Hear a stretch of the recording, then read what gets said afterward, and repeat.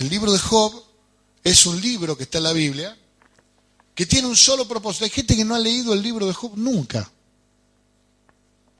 Y el libro de Job atesora en la relación de Job con Dios, el conocimiento de Job de Dios y el estado primero de Job, la transición y el estado postrero. Casi le diría que casi todo el libro habla de la transición. Un libro de la transición. La transición es un estado espiritual en el cual el creyente pasa la prueba. La prueba no es un fin en sí mismo, la prueba es un camino para pasar de un carácter, de un nivel de gloria a otro nivel de gloria. ¿Cuántos fueron al colegio? ¿Cuál era el objetivo? ¿Pasar de grado? ¿Sí? Pero para pasar de grado usted tenía que rendir la prueba. ¿Sí? ¿Cuántas veces le tomaban la prueba? Hasta que la pruebe. Las personas que están atravesando una prueba, las personas que están atravesando una circunstancia difícil, la están atravesando para poder lograr un carácter aprobado. Y la Biblia dice que nosotros tenemos que ser obreros aprobados. Procura presentarte delante de Dios aprobado, como obrero que no tiene de qué avergonzarse y que usa bien la palabra de Dios. ¿Cuántos quieren ser obrero aprobado? Entonces, ¿cómo vas a aprobar si no pasas por la prueba?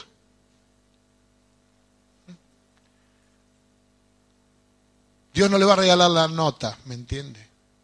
Usted no quiere pasar la prueba, usted no es digno del llamamiento, porque es con examen de ingreso. ¿Me entiende?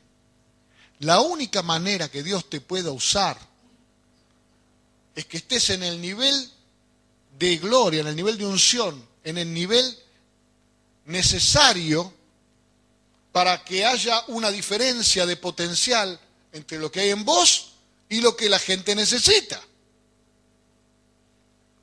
¿Por qué los tanques de agua en las casas se ponen en el techo? Pues si usted pusiera el tanque de agua en el sótano, abriría la canilla y no saldría agua.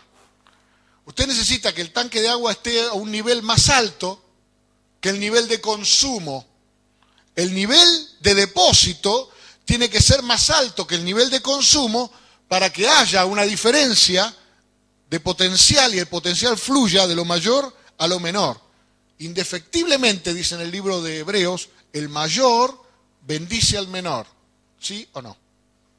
Por eso Melquisedec bendijo a Abraham. ¿Me está entendiendo? ¿Y cómo hace Dios para que usted pase del sótano a la terraza? Llama a una empresa de esas que tienen el autoelevador y lo pone ahí. No.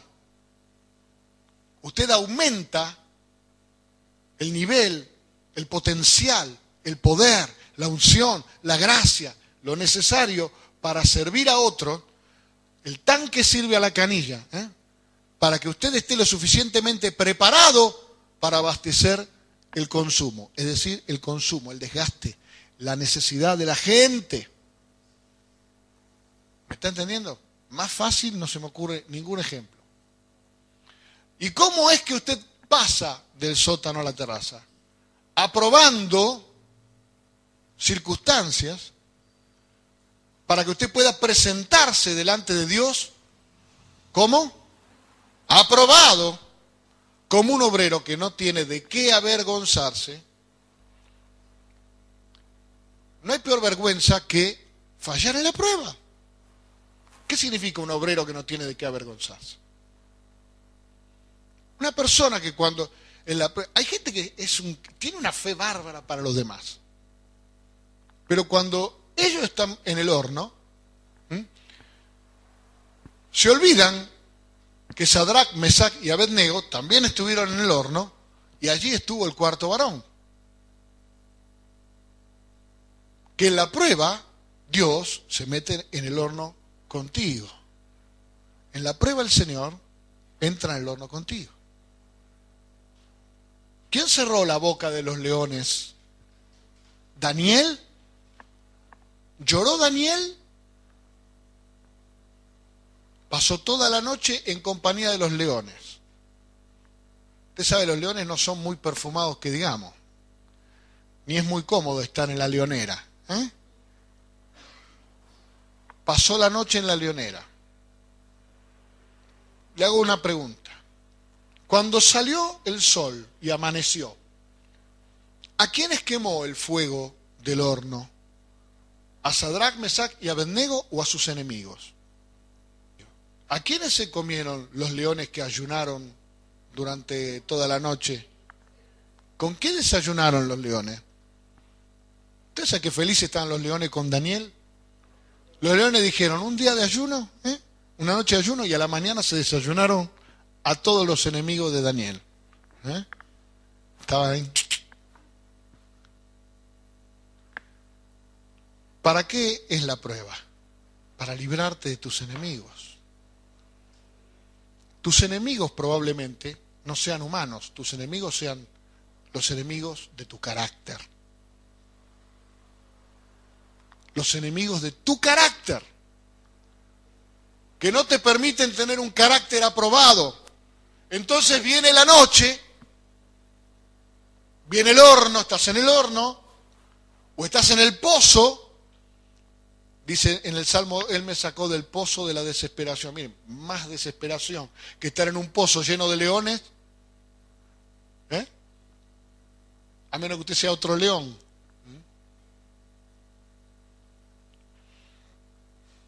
¿Entiende? No sé si me estoy explicando bien. Cristiano que no quiere pasar por prueba no puede presentarse delante de Dios como obrero aprobado. Si no es un obrero aprobado, es una vergüenza. Pero aquel que es probado en todas las cosas, no tiene de qué avergonzarse. Mire, en el momento de la prueba usted puede llorar, usted puede hacer lo que quiera, mientras no pierda su fe. Un día Jesús habló con Pedro y le dijo, mira Pedro, Satanás te ha pedido para sacudirte. Y yo he orado por ti. Y a Pedro le hubiera gustado que Jesús le hubiera dicho, y yo he orado por ti para que Satanás no te sacuda. No, yo he orado por ti para que tu fe no falle. Para que tu fe no falle. La prueba es para ver de qué está constituida tu fe. Estamos hablando del carácter del siervo de Dios. Hay un cuestionario en el libro de Job interesante. Yo traje acá un CD, que si alguno después lo quiere se lo presto, siempre y cuando se comprometa a hacer una copia. En Job capítulo 26,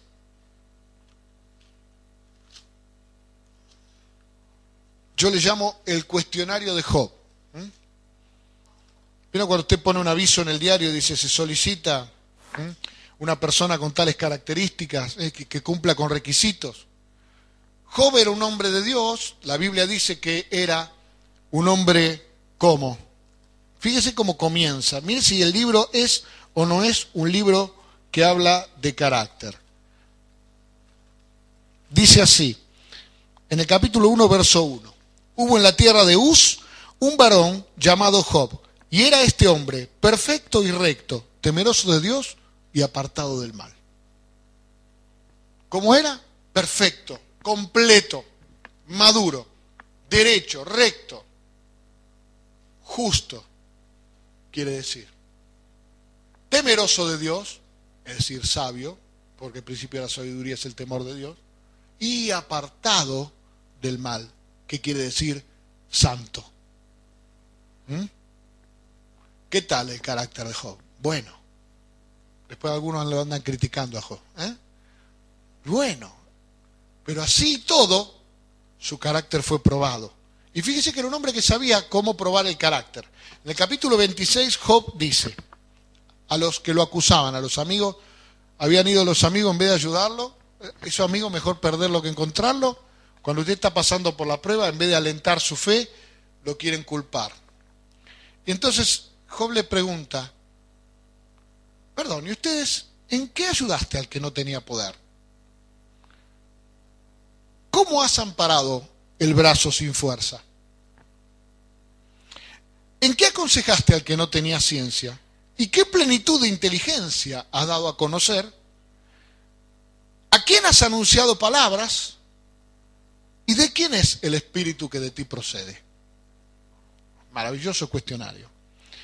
Está desarrollado en el CD, no voy a hablar de esto hoy, así que si alguno lo quiere después se lo doy. Pero Job era un hombre que quería saber desde dónde, desde qué plataforma, desde dónde estás parado vos para ser un siervo de Dios o para ministrarme.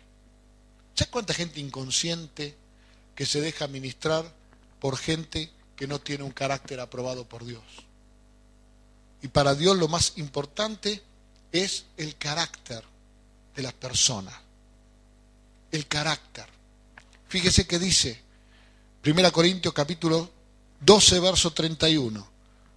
Ustedes por su parte ambicionen o procuren, habíamos dicho la semana pasada. Dice, ustedes procuren pues los dones mejores. Qué bueno que es tener los dones mejores, los más útiles. ¿Sí? Pero yo les muestro un camino más excelente. ¿Y cuál es el camino? El amor. Fíjese qué interesante el contexto de este pasaje acerca del amor. Porque nosotros tenemos una idea a veces equivocada del amor. Algunas veces ya lo hemos hablado. Que la gente utiliza la misma palabra para llamar cosas diferentes. Así como yo tenía un amigo, él decía que era mi amigo, yo decía que era amigo de él, y un día descubrí que sí, que éramos amigos, pero a lo que él le llamaba amigo y a lo que yo le llamaba amigo eran dos cosas completamente distintas. ¿Me entiende? Entonces él estaba siendo fiel a su concepto de la amistad. Yo estaba siendo fiel a mi concepto de la amistad. Pero para una verdadera amistad lo primero que se necesita es llegar a un mismo sentir, a un mismo pensar, y en la iglesia todos tenemos que entender el significado de cada palabra. Es muy importante la palabra. ¿Cuántos han leído alguna vez la Constitución Nacional? ¿Qué les parece la Constitución Nacional importante para un país? ¿Sí o no? ¿Y qué es la Constitución Nacional? Palabras. Palabras. ¿Qué es el Código Penal? ¿Qué es una ley? Un decreto. ¿Qué es?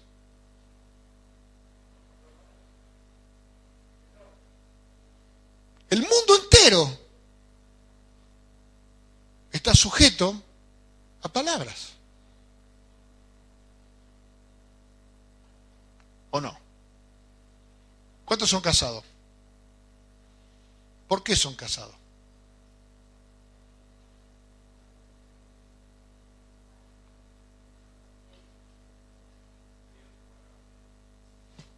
Porque dieron su palabra.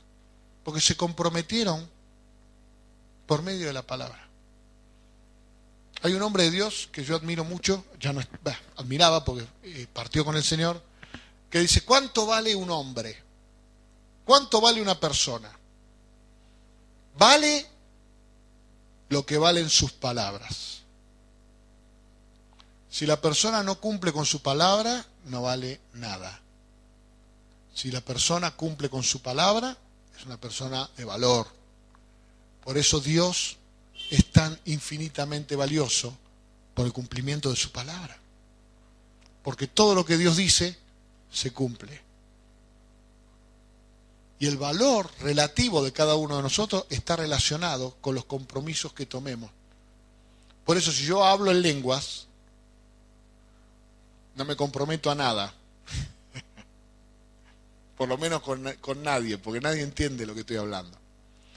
Pero cuando yo digo algo con entendimiento, y lo digo en la iglesia, 3 o 4 palabras, usted tiene el derecho a juzgarme por aquello que dije. Por cada cosa que yo enseñé. Cada vez que yo le enseñé algo, tomé el compromiso de estar a la altura de lo que le enseñé.